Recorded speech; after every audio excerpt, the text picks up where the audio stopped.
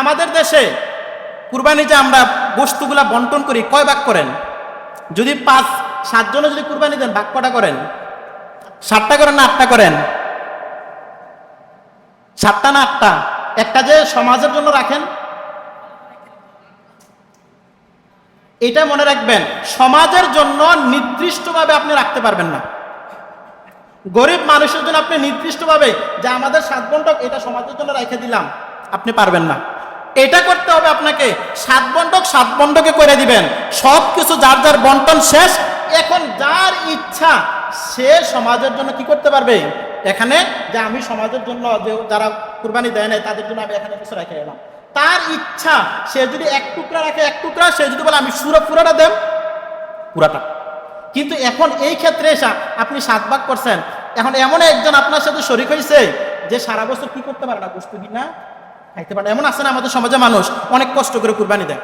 এখন আপনি যে আরেকটা ভাগ যে আপনি বাড়াইলেন, তার মনের মধ্যে কি কষ্ট নাই? আরে আমি তো সারা বছর গোশত কিনা খাইতে পারি না, এখন আমার পক্ষতে গোশতগুলা চলে যাইতেছে, এই তার মনের মধ্যে যদি সামান্য পরিমাণ যদি একটু কষ্ট থাকে, কুরবানি বাদ। সবার কুরবানি বাদ, কারো কুরবানি হবে না।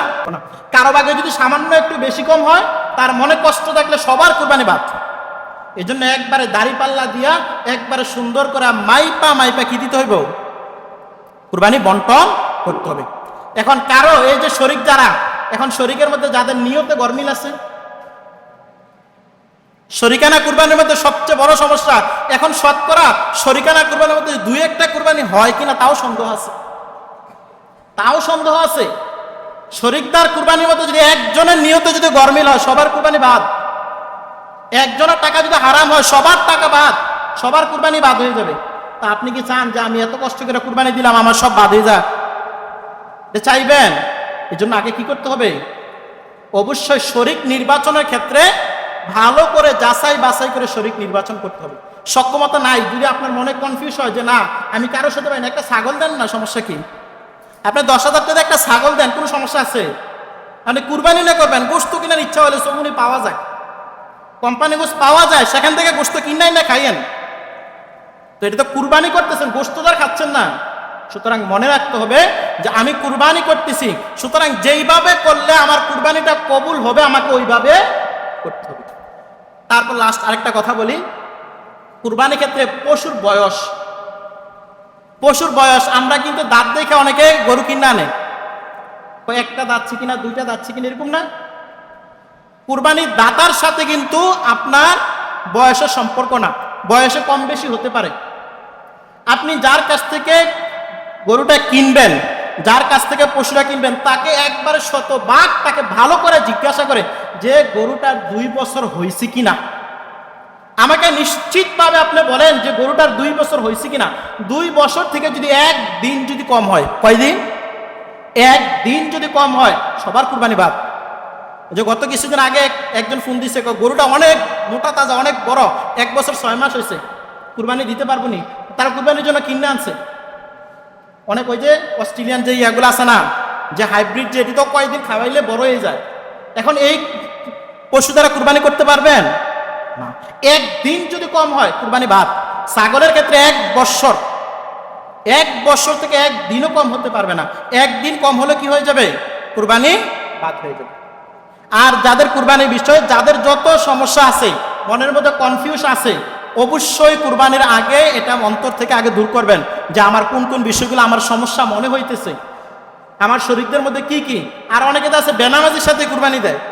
তো এই কথা বললে তো সমাজের সবাই তো বেনামাজি, সমাজের অধিকাংশ মানুষই তো বেনামাজি। তা আপনি সারা বছর নামাজ পড়েন না, তা আপনারা কুরবানি দিতে বলছে নাকি? আপনি যদি সারা বছর নামাজই না পড়লেন, তো কুরবানি দিতে আপনারা বলছে কে? নামাজ না পড়ে কুরবানি দেওয়ার মানে হচ্ছে লুঙ্গি খুললা কি বাধা, পাখির বাধা। মানে পরনে লুঙ্গি নাই, আবার পাগড়ির সুন্নত পালন করতে হবে। মনে রাখতে হবে নামাজটা আপনার ফরজ, কুরবানিটা ওয়াজিব। নামাজ ফরজ, কুরবানি ওয়াজিব। সুতরাং কোনো বেনামাজিরা কি নিবেন না, শরীকের মধ্যে নিবেন না। কারণ বেনামাজি সে তো এমনি সে নাই, তার সাথে আবার কুরবানি কিসের? তো আল্লাহ রাব্বুল আলামিন কুরবানির বিষয়ে আমাদের যে সমস্যাগুলো আছে সমস্যাগুলো আমরা দূর করে আমরা যেন ইখলাসের সাথে হালাল টাকায় হালাল উপার্জনের মাধ্যমে আমরা যেন ছিল এই গুনাহগুলো আল্লাহ কি করে দিবেন? ক্ষমা করে দিবেন, মাফ করে দিবেন। এবার আসেন আমরা যে কুরবানি গুরুত্বটা কত, ফজিলত তো জানলাম যে আমাদের কোনো কিছু কি যায় নাই, বিসর্জন যায় নাই। পশমের সওয়াব, রক্তে সওয়াব, খুরে সওয়াব, যা কিছু আছে সব কিছুতে সওয়াব। এখন আসেন কুরবানি সম্পর্কে আল্লাহ বলেন ফাসাল্লি লিরাব্বিকা ওয়ানহার, হে নবী আপনি আপনার রবের নামে কুরবানি করুন এবং নামাজ আদায় করেন। তাহলে আল্লাহর পক্ষ থেকে আমরা কি পাইলাম? আদেশ পাইলাম যে কুরবানি করার জন্য।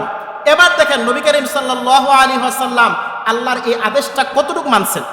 ইবনে ওমর রাদিয়াল্লাহু তাআলা আনহুমা থেকে বর্ণিত, তিনি বলেন আকামা রাসূলুল্লাহ সাল্লাল্লাহু আলাইহি ওয়াসাল্লাম বিল মাদিনাতা 10 সিনিন, আল্লাহর নবী মদিনার মধ্যে 10 বছর অবস্থান করেন।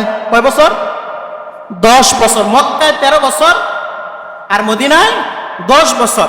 তা আব্দুল্লাহ ইবনে ওমর রাদিয়াল্লাহু তাআলা আনহুমা বলেন যে আল্লাহর নবী 10 বছর মদিনার মধ্যে অবস্থান করেন, প্রত্যেক বছরই আল্লাহর নবী কুরবানি করেন। সুবহানাল্লাহ, প্রত্যেক বছরে আল্লাহর নবী কি করেন?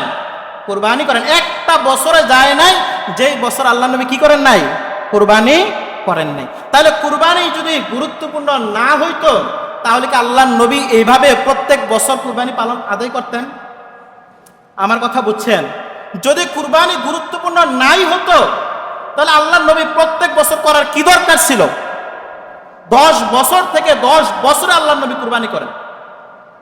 মুসনাদে আহমদের এক হাদিসের মধ্যে আল্লাহ নবী সাল্লাল্লাহু আলাইহি ওয়াসাল্লাম বলেন মান ওয়াজাদা সাআতান, যার কুরবানি করার সক্ষমতা আছে, সামর্থ্য আছে, ফালাম ইউদাহি, সামর্থ্য থাকার পরেও তার সক্ষমতা আছে, টাকা আছে, পয়সা আছে, তারপরে সে কুরবানি করে নাই, ফালা ইয়াকরাবান্না মুসাল্লানা, সে যেন আমাদের ঈদগাহের মধ্যেই না আসে, সে যেন ঈদগাহের মধ্যেই না আসে। যাদের কুরবানি করার সক্ষমতা আছে, আল্লাহ তৌফিক দান করছে, কেউ যদি কুরবানি না করে তাহলে তাকে কোথায় আসতে নিষেধ করছেন? ঈদগাহের মধ্যে। না, তোমার দরকার নাই, তুমি বাইরে হইতা দাও, তোমার বাড়িতে কি দরকার নাই, তোমার ঈদগাহের মধ্যে ঈদের নামাজ আদায় করার দরকার নাই, তুমি বাইরে ঘুমাই থাও। গোশত হইলে মা ডাইকে উড়াইব, এ ফুট উঠ, গোশত হইছে খাইয়ালো। তো যার সক্ষমতা আছে কুরবানি করে নাই তাকে আল্লাহর নবী কোথায় আসতে নিষেধ করছেন? ঈদগাহের মধ্যে আসতে নিষেধ করছেন। এখন কুরবানি ওয়াজিব হয় কিভাবে?